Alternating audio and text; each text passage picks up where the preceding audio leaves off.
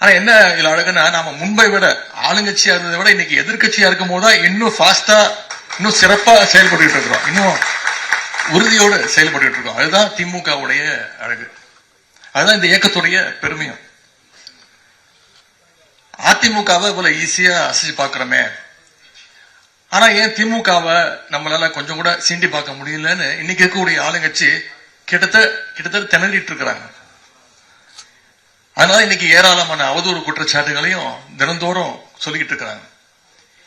இன்னைக்கு இந்த sofa model ஆட்சி அமைஞ்சு கிட்டத்தட்ட 60 நாளுக்கு மேல ஆச்சு. நாம யோசிச்சு பார்க்கணும், மக்களுக்கு ஏதாவது ஒரு திட்டங்களை இந்த 60 நாள்ல கொடுத்திருக்கிறாங்களா? நான் சட்டமன்றத்தில் பேசினேன், மகளிர் உரிமை தொகையை நிப்பாட்டிடாதீங்க, அதை தயவு செய்து கொடுங்க.